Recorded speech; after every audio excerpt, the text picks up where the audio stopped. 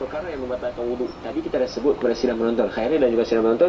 Yang pertama, apa dia? Keluar sesuatu daripada kubul atau dubur. Baik, sama ada yang biasa ataupun yang luar biasa. Okey, seterusnya sentuh dulu. Perkara yang membatalkan wuduk, salah satunya ialah apa dia? Bagi orang yang tidur tidak tetap punggung. Oh, yang ni pun boleh membatalkan wuduk, Ustaz? Boleh membatalkan wuduk. Macam mana kaitan Apa kaitan? kaitan tidur dengan wuduk tu macam mana? Tidur kan? Betul? Batal wuduk boleh kan? wuduk. Macam mana? Baik. Sidang penonton yang saya kasih sekarang, saya teringat soalan ni. Betul, soalan ni biasa ditanya ketika kami belajar dulu.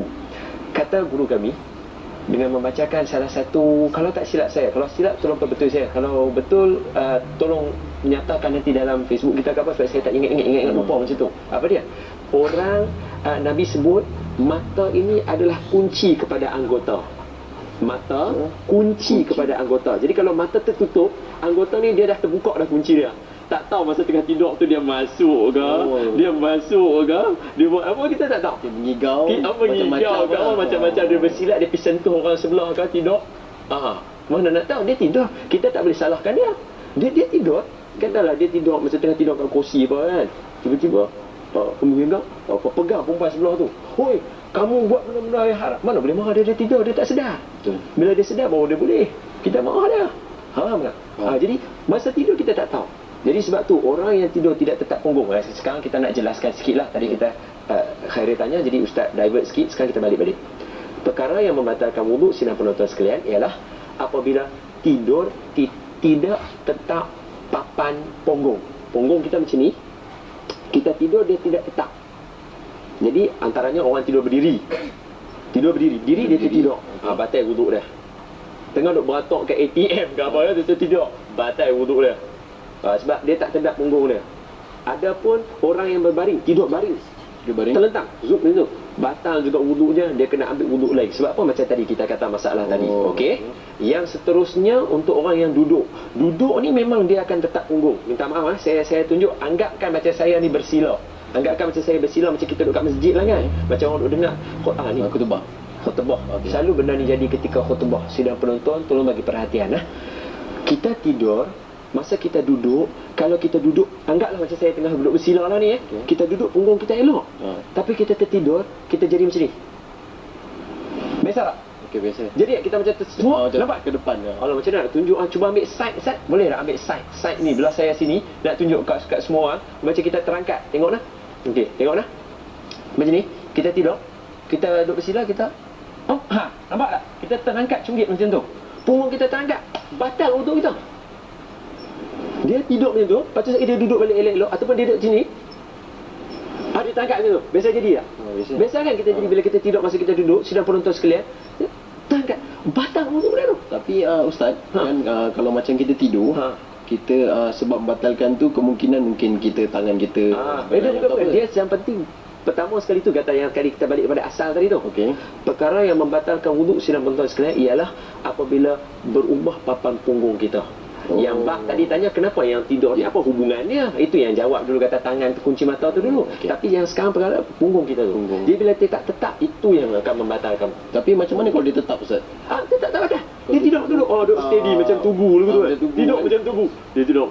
Macam kawan saya dulu biasa dalam kelas, dia tidur dulu tu macam pegang pen. Jadi cikgu ingat dia tengah menulis. Macam ni pun boleh, Macam ni pun boleh. Wuduk dia tak batal. Tapi kalau orang yang tidur macam tu, saya sebut batal wuduk dia. Lepas tu dia bangun, dia pergi sembahyang Jumaat. Tak sah sembahyang Jumaat dah. Bahaya, Ustaz. Macam perkara simple lah. Sebab tu orang yang sebelah dinasihatkan, kejut kawan kita supaya jangan bagi dia batal sembahyang lah. Jangan kata bangun tak sempurna lah sembahyang Jumaat kita. Okey, boleh. Perkara yang ketiga yang membatalkan wuduk adalah apa dia? Apabila kita kata seseorang itu hilang akal. Gila-gila, tiba-tiba jadi gila. Tiba-tiba jadi gila. Duduk sembang macam ni. Dia begitu. Jadi gila. Ustaz. Astaghfirullahalazim. Batal wuduk tadi. Batal sawan wuduk. Dia lah sekali lah tu.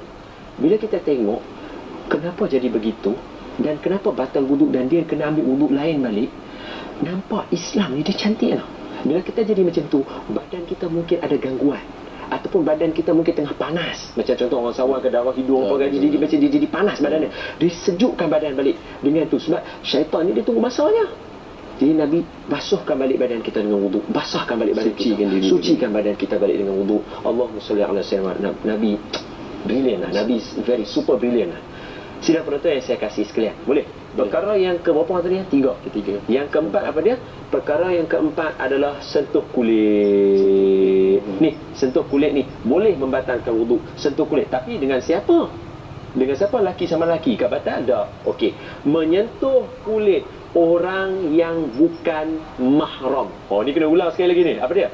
Perkara yang keempat yang membatalkan wudu, sidang penonton sekalian, bersentuhan kulit dengan orang yang bukan mahram, bukan muhrim. Orang muhrim pakai ihram, mahram tak boleh kahwin, haram kahwin pada dia. Muhrim orang pakai ihram, sentuh orang pakai ihram tak apa kalau lelaki. Kan ustaz kata kulit kan. Macam mana kalau dekat janggut? Soalan bijak. Rambut. Sidang penonton yang saya kasih sekalian, saya ulang phrase dia sekali lagi. Apa dia? Batal wudu apabila bersentuhan kulit orang yang bukan mahram. Makna kata kita boleh kahwin dengan dia. Lelaki boleh kahwin dengan perempuan. Seorang perempuan, bukanlah yang ni. Dia seorang perempuan tak boleh sentuh macam ni, batal.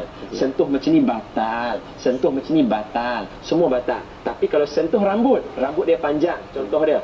Contohnya ni. Sentuh sikit bab ni boleh tak? Bagi kita mazhab Imam Asy-Syafi'i, di luar sana selalu orang bising bab ni. Apa dia? Sentuh wudu suami isteri. Dalam mazhab Imam Asy-Syafi'i batal wudu, kena ambil wudu lain. Ada pula orang kata Allah susah suami isteri. Suami isteri. Susah. Macam mana tu? Jangan sidang penonton sekalian, nanti dulu. Imam Asy-Syafi'i adalah seorang ulama mazhab yang begitu strict dalam kita punya amalan harian supaya kita tidak ragu-ragu. Kita mana nak tahu kita sentuh kita isteri kita tu, walaupun dia isteri kita, tapi kita boleh sentuh dia, tiba-tiba kita naik nafsu, betul? Imam Asy-Syafi'i nak jaga benda itu supaya kalau kamu ada wudu, kamu nak buat kerja agama, pastikan kamu buat sungguh-sungguh. Jangan ada saat lagi terganggu. Jadi Imam Asy-Syafi'i dia mengatakan siapa yang sentuh isteri dia, maka batal wuduk dia. Ambil orang kata susah lah ustaz. Susah apa? Paip ayak melungguk lah dalam rumah. 3 bilik ayak satu rumah, 2 bilik ayak. Paip kat luar rumah duk ada lagi. Ayak macam-macam bah duk ada. Tak susah. Dapat pahala. Malahan bila kita begitu, kita akan jaga kita dengan isteri kita supaya orang kata apa? Bila kita ni kita fokus, kita nak buat apa? Nak baca Quran, kita jaga. Boleh sidang penonton sekalian. Jangan dah confuse nah. Ini mazhab Imam Asy-Syafi'i, kita pakai macam tu. Sentuh suami isteri batal wudu. Tak ada problem. Mana ada problemnya di situ? Bukan kata isteri kita najis ke apa. Dia batal wudu. Kena ambil wudu lain, itu je. Tapi saya butuh ingat satu perkara lagi lah ustaz. Okey, silakan. Yang mengenai pasal sentuh ni kan. Sekarang ni kan musim haji. Okey. Syarat sairam kan kita mesti berwuduk. Betul. Tapi nanti masa kita melakukan tawaf, kan ada kita bersentuhan kulit, macam mana Ustaz? Betul. Orang langgar masa buat body contact lah apa kan. Dua dah kena pusing. Habis dah. Macam mana kan? Cuma nak cross tu bukan senang. Dia di bawah arus lagi dah terkeluar. Sidang penonton yang saya kasih soalan yang bijak daripada sahabat kita Khairil. Sidang penonton, tadi kata sentuh kulit batal wudu. Macam mana orang yang nak tawaf tu dekat musim haji? Inilah yang saya nak tekankan kepada semua orang berkaitan dengan bab ni. Bila kita ada wudu dan kita nak dalam bab sentuhan ini, kita gunakan apa yang di-highlightkan, dibenarkan oleh ulama dalam berpindah mazhab, terutamanya masa buat haji. Itu saja yang ulama benarkan. Kita berpindah mazhab kepada mazhab Imam Hanafi, kalau tak salah saya, minta maaf kalau saya salah, dengan mengatakan bahawa bila tersentuh macam tu tak batal orang yang kita ni tak batal kita. Teruskan membuat kerja haji kita, tidak menjadi masalah. Sebab tu kita sentiasa diperingatkan kepada kita. Akan ada pula orang tanya, tu boleh pindah pula kawan. Betul Ustaz. Ini berkaitan dengan darurat. Orang yang biasa pergi kerja haji, dia akan tahu macam mana susahnya nak pergi ambil wudu. Baru masuk sekat je dah batal, kena pergi ambil balik. Masuk sampai bila nak tawaf. Adapun kita di rumah, air di mana-mana. Boleh? Betul. Nampak tak? Boleh tak? Boleh tak sidang penonton? Jelas tak bab tu? Jadi bab yang sentuhan haji tu tadi, bila sentuh tu tidak membatalkan wudu. Seterusnya saya laju sikit dah. Perkara yang seterusnya adalah apa? Menyentuh kemaluan dengan tapak tangan. Perkara yang keberapa ni yang membatalkan wuduk? Kelima. Perkara yang kelima, sidang penonton sekalian, batal wuduk apabila menyentuh kemaluan. Kemaluan kita ada dua, qubul atau dubur. Depan, front and back. Okey? Depan dan belakang. Jadi menggunakan apa? Menggunakan ni. Tapak tangan semua ni. Walaupun kata tapak tangan, termasuklah yang ni semua. Adapun menyentuh ni tak ada masalah. Dia ambil dah wuduk, gatai. Nak gabu dia buat lagu tu. Buat backhand. Jadi backhand. Tak batal. Tak batal. Tapi saya kata apa susah gabu je dulu. Lepas tu ambil lah wuduk lain. Ataupun gabu je pasal pakai seluar. Tak ada masalah. Tak batal wuduk. Okey. Jadi soalan ni berkaitan dengan menyentuh kemaluan, batal wuduk dengan tapak tangan. Dan yang terakhir, batal wuduk apabila menyentuh dubur kita, lubang dah. Dalam bahasa Arab dia panggil halaqah, lubang. Lubang dubur. Halaqah dubur, kita sentuh yang tu dengan tapak tangan kita, batal wuduk kita.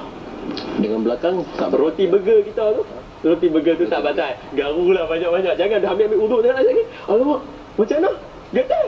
Lupa lagi tu. Tak payah. Garu saja, tak ada masalah, tak batal wuduk kita. Boleh? Insya-Allah.